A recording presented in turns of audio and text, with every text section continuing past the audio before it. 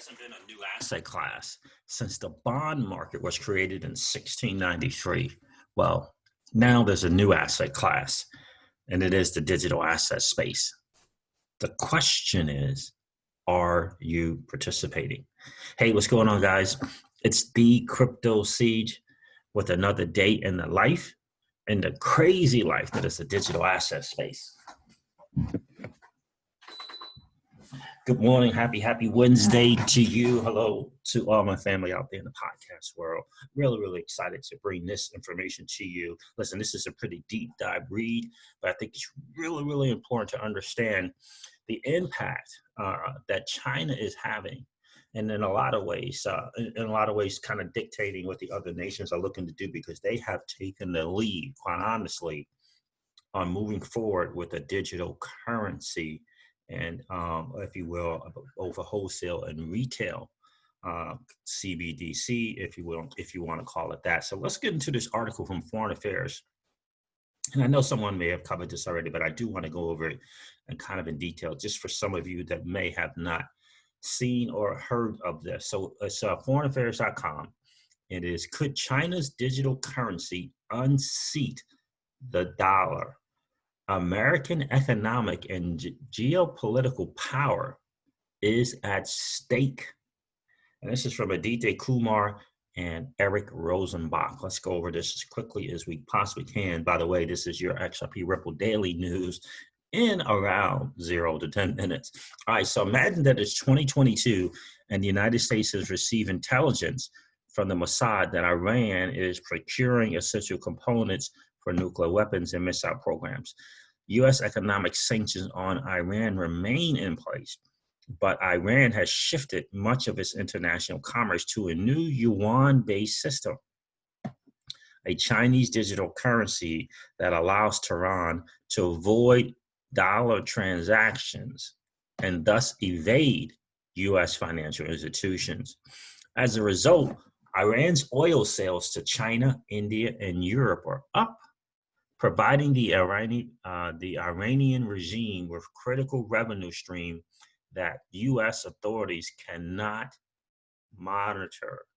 And when Iran decides to move quickly toward the development of nuclear weapons and new medium-range missiles to deliver them, the United States can no longer turn to sanctions as one of its primary means of responding to the threat. This is a very real situation here, right? I mean, this is an illustration, but this is very possible. This scenario may seem far-fetched given the long-standing dominance of the dollar, but in late April, China reached a significant milestone. After more than 5 years of research by a central bank, China became the first major economy to conduct a real-world test of a national digital currency. And guys, too, on the live stream yesterday, I covered a video from Jeremy Allaire on his channel, which I believe is Money Movement. He had three guests on there talking about full reserve banking, narrow banks, and he had a guy on there from the People's Bank of China, former executive at Bitmain, talking about the progress and the actual implementation of the digital Yuan, which is called the Digital Currency Electronic Payments, DCEP. So it's actually in place and being used. Very fascinating conversations there. You definitely want to check that out on YouTube. So this scenario may seem far-fetched given the long-standing dominance of the dollar, but in late April, China reached a significant milestone. After more than 5 years of research by central banks, China became the first major economy to conduct a real-world test of a national digital currency. The pilot project, which is occurring in 4 large Chinese cities, is a clear sign that China is years ahead of the United States in the development of what is likely to become a central component of a digital world economy. And I gotta tell you, after listening to, his name is Yuan Sheng. After listening to him and him explaining this DCEP into China, they have kind of planned for a lot of different things. But one of the more important things that I won't share everything from the video is that he said that These digital wallets will be accessible for everyone, in-house and internationally. And so that if you want to transact, if you want to be part of the Chinese economy, you can, right? You don't have to have a checking bank account in China. If you have the wallet, the digital wallet, their digital dollar wallet, which anyone can have. And he said that companies and individuals can have this. You can now participate in the economy. Could you imagine what that's going to look like in terms of the threat to the US dollar? It's massive. So US policymakers are unprepared for the consequences, right? And this is the big thing that everyone is saying. We don't know. Are they unprepared? Or are they prepared? What's going on with this executive order? What is the intention behind it? It is essentially saying, we're in the deregulation area now. New executive order came out, guys. New executive order, right? Executive order on regulatory relief to support economic recovery. What are these agencies that we talked about on the stream last night? What are they going to do? What are these agencies like the SEC, the CFPB, the Consumer Financial Protection Bureau? What is the OCC, the Office of the Comptroller of the Currency? What are they going to do with this new executive order that essentially deregulates everything now? How are they going to move forward? How are they going to take advantage of this new executive order that the president has put into place? So U.S. policymakers are unprepared for the consequences. The advent of digital currencies will degrade the efficacy of U.S. sanctions, limiting the country's options to respond to national security threats from Iran, North Korea, Russia, and others. It will also hamper the ability of U.S. authorities to track illicit financial flows. And China, meanwhile, will use the combination of its digital yuan and strong electronic payments platform, such as Alipay and WeChat, to expand its influence and reinforce its capacity for economic coercion in Africa, the Middle East, and Southeast Asia. How is the U.S. going to respond? That's the $68 trillion question. Rather than resting on the laurels of the dollar's decades-long dominance, the United States must act now to protect its economic advantage in the coming era of traditional digital securities, digital currencies. And by the way, after the Jeremy Allaire live stream, I thought it very, very interesting. Brad Garlinghouse got on Twitter. I don't know if you guys know this, but he got on Twitter with a very, very significant, statement as far as I'm concerned. Let me see if I can find that for you guys. Here it is right here. U.S. regulators. Now is the time. This is Brad Garlinghouse. Now is the time to step up and lean into digital currencies. Remaining complacent is actually setting us back. While China's grip on both crypto and fiat payments becomes stronger. He says this piece nails it, and this is the thing that an article that I'm reading to you now. One caveat, he says, is public digital assets like XRP are not exempt from U.S. or global financial oversight. Actually, it's the opposite. Responsible players who use these assets want to work with regulators, not against them. Right, making that plug there, right? But again, calling out the regulators.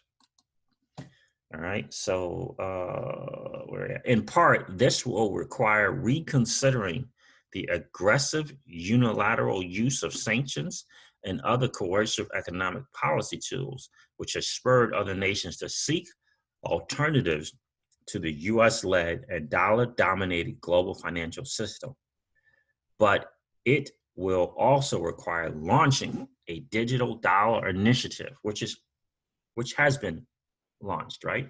Has been launched. And it is by, I forget the guy's name who leads it. I don't know if it's the BlackRock guy, Larry Fink, or if it's someone else, but there is, quote unquote, a digital dollar initiative. It is, in effect.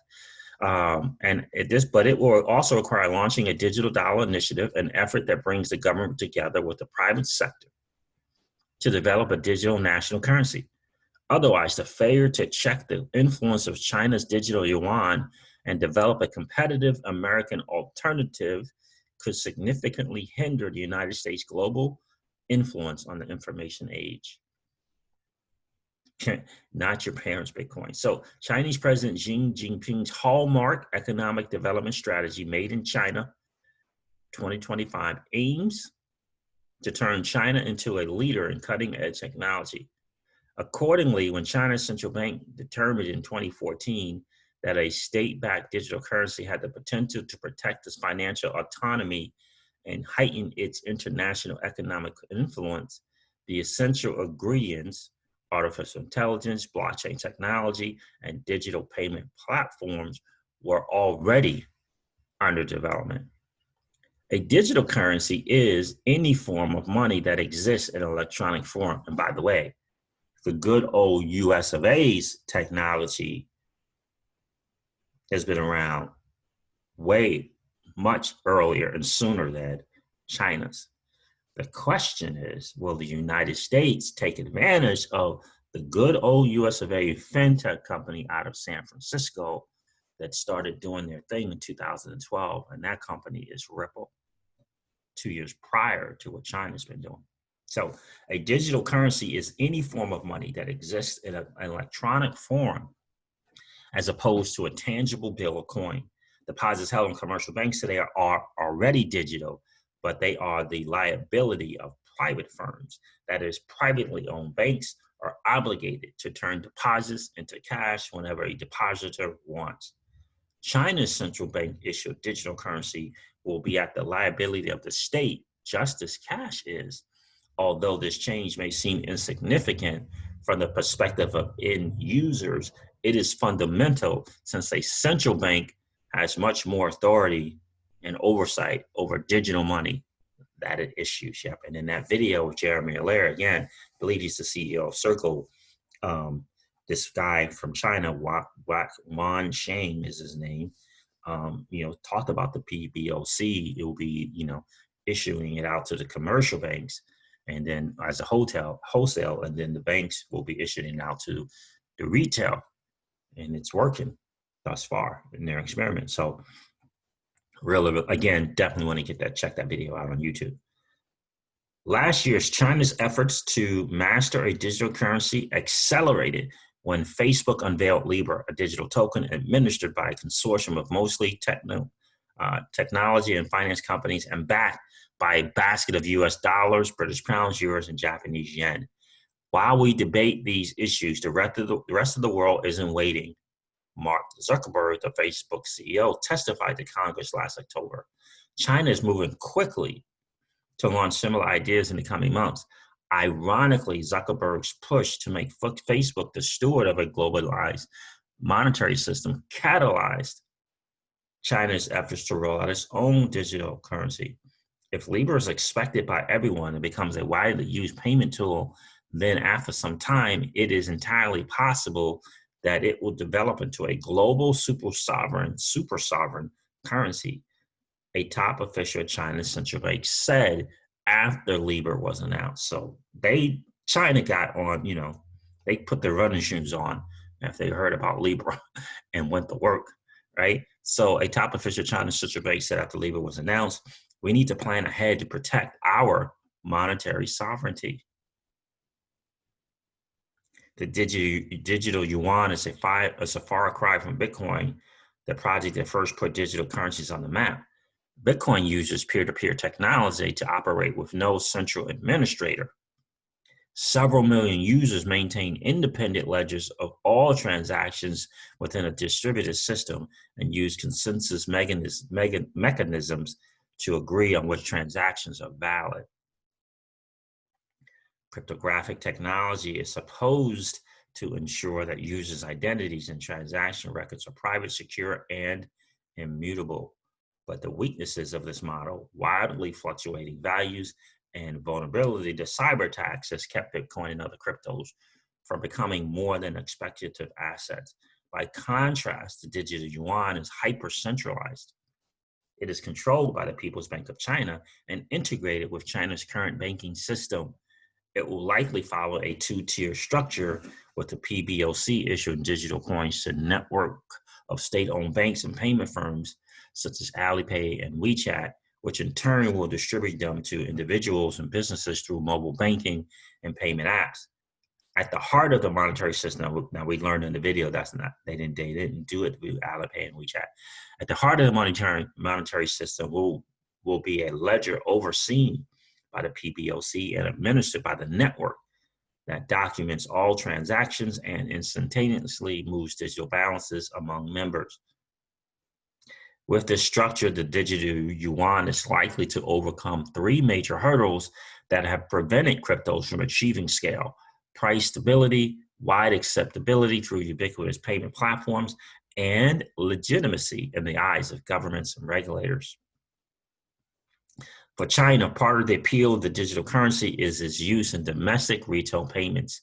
And indeed, other countries, especially emerging markets that are exploring their own digital currencies, are primarily interested in domestic payments, efficiency, and financial inclusion, according to a survey by the Bank of International Settlements. Given that 80% of smartphone users in China already use mobile payment platforms, however, the real benefit will come with the expansion of Chinese economic and strategic influence abroad. That is exactly right. I'm gonna cut it off here and go to this part here because I think this is so important. The digital dollar. Over the past several decades, the U.S. economic power has served as the foundation for U.S. global might. Until now, Washington could take comfort in the fact that the U.S. financial system was truly unrivaled.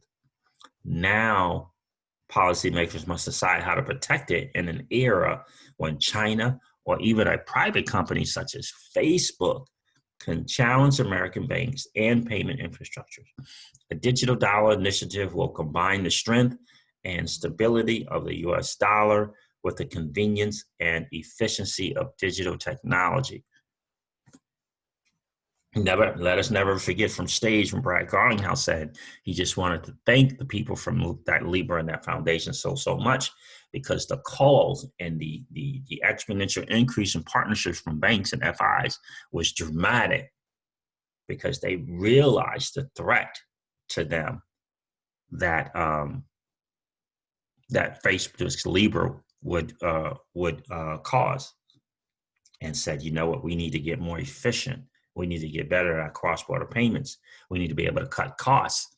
And hopefully they're going to realize, well, now we have access to trillions of dollars because of this executive order that's going to deregulate. And perhaps these banks will be able to hold some digital assets and be able to access XRP and be able to access the Nostro Vostro account. So we shall soon see. So a digital dollar initiative will combine the strength and stability of the US dollar with the convenience and efficiency of digital technology.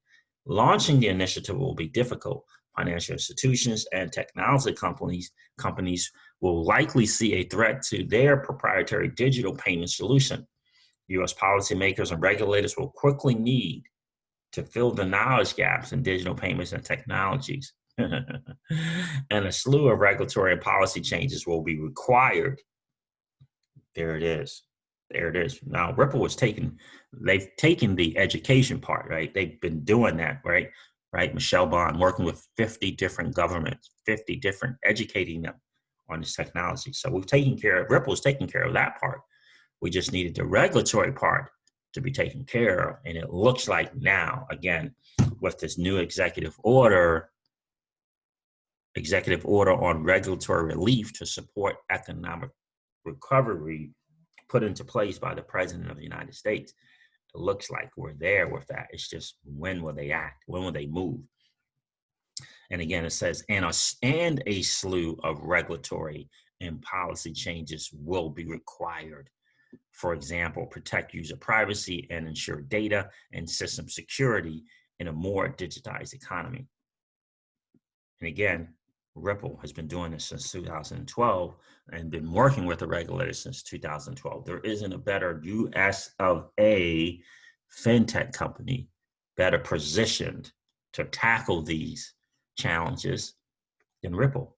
So far, the United States Federal Reserve has been cautious but slow. In a speech last fall, Lael Brainerd, a member of the Federal Reserve's Board of Governors, outlined significant obstacles related to issuing and administrating a digital dollar, including the need to establish the Fed's legal authority to issue money in digital form, the need to develop operational capacity to manage a digital currency, protecting user privacy, preventing counterfeiting, mitigating cyber risk, and the need to understand its implications for monetary policy and financial stability. These are real challenges that the Digital Dollar Initiative must address. Yet the result of inaction will be that over time, payment flows will migrate to a digital ecosystem that is built and administered by foreign entities. The delays and technical glitches encountered in dispersing the beer code related stimulus payments to American households and businesses have already illustrated the deep inefficiencies of the U.S. payments network. Wow. U.S. policymakers must also reconsider the near reflexive use of unilateral and secondary sanctions, which prohibit dealing not only with sanctioned entities, but also with third parties who deal with them to address national security threats. As the former Treasury Secretary Jack Lew has pointed out, we must be conscious of the risk that overuse of sanctions could undermine our leadership position within the global economy and the effectiveness of our sanctions themselves. When the need for sanctions is compelling, Washington should make sure to bring other governments, especially those of important allies, on board. The overuse of unilateral sanctions especially pushes other nations to look for alternatives, and China's digital yuan could be exactly the solution that both allies and rogue nations seek. Ultimately and inevitably, monetary systems are headed toward greater digitization and independence from U.S. intermediaries. Policymakers will need to respond by formulating multinational data sharing agreement guidelines for interoperable digital systems and privacy regulations for cross-border payments data. U.S. policymakers should take a leading role in these efforts to prevent a fragmented payment system rather than letting the other nations dictate the terms. What a great read, guys. Listen, I know it took a little longer than 10 minutes, but I wanted to get this to you. What a great job by D.T. Kumar and Eric Rosenbach. Great write-up. Both of these guys are from part of the Harvard Kennedy School. All right, guys, listen. Thank you so much for hanging out. I appreciate that. I hope it was a good read for you. Make sure that you guys check out that YouTube video with Jeremy Allaire. I believe his channel is called Money Movement. All right, guys, listen, this is, I'm going to end this video, I should say, by, like I do all my videos, and remind you guys of this. Old money doesn't want you to win. They don't want us to win. They would rather us remain a cog in their perpetual wheel of trading our time for dollars. They don't want us to play in the same playground that they play in, where we allow our money to work for us. This is our chance to win, guys. The digital asset space is our chance to win. We are in the midst of the greatest transfer of wealth in the history of man.